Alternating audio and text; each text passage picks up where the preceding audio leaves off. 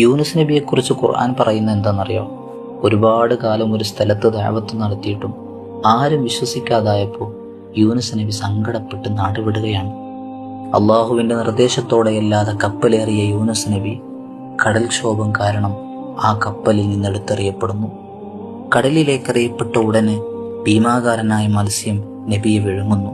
എന്താ അല്ലേ, ജീവിതം അവസാനിച്ചു എന്ന് നമ്മൾ കരുതുന്ന അവസ്ഥ. ചുറ്റും അന്ധകാരം, കടലിൻ്റെ നടുവിൽ മത്സ്യത്തിൻ്റെ വയറ്റിൽ, അതും ഒറ്റക്ക്. പക്ഷെ യൂനുസ് നബി പ്രതീക്ഷ കൈവിട്ടില്ല. സ്വന്തം തെറ്റുകൾ ഏറ്റുപറഞ്ഞ് പടച്ചവനോട് ചോദിച്ചുകൊണ്ടേയിരുന്നു. ലാ ഇലാഹ ഇല്ല അന്ത സുബ്ഹാനക ഇന്നി കുന്തു മിനൽ ളാലിമീൻ. പടച്ചവനെ, ഞാൻ തെറ്റുകാരിൽ പെട്ടുപോയി. നീയല്ലാതെ എല്ലാത്തിനും കഴിവുള്ളവനും ആരാധ്യനുമായി ആരുമില്ല എന്നിങ്ങനെ പറഞ്ഞുകൊണ്ടേയിരുന്നു. അത്ഭുതമെന്നോണം പടച്ചവൻ ആ പശ്ചാത്താപം സ്വീകരിക്കുകയും തിരിച്ചു ഭൂമിയിലേക്ക് അയക്കുകയും ചെയ്തു. ഇതേപോലെ തന്നെയാണ് നമ്മുടെയും അവസ്ഥ. നമ്മൾ പല തെറ്റുകളും ചെയ്തിട്ടുണ്ടാവാം. അതൊക്കെ ഏറ്റുപറഞ്ഞ് പടച്ചവനോട് ചോദിച്ചാൽ അവനൊരിക്കലും തട്ടൂല. നമുക്ക് ഈ ദുആ പഠിച്ച് ചൊല്ലാം, കൂട്ടുകാരിലേക്കൊക്കെ അയച്ചു കൊടുക്കുക. നബി സല്ലല്ലാഹു അലൈഹി വസല്ലം തങ്ങൾ പറഞ്ഞു, അദ്ദാലു അലൽ ഖൈരി കഫാഇലിഹി.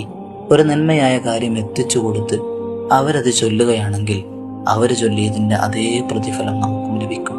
ഇൻഷാ അല്ലാഹ്. പടച്ചവൻ തൗഫീഖ് ചെയ്യട്ടെ.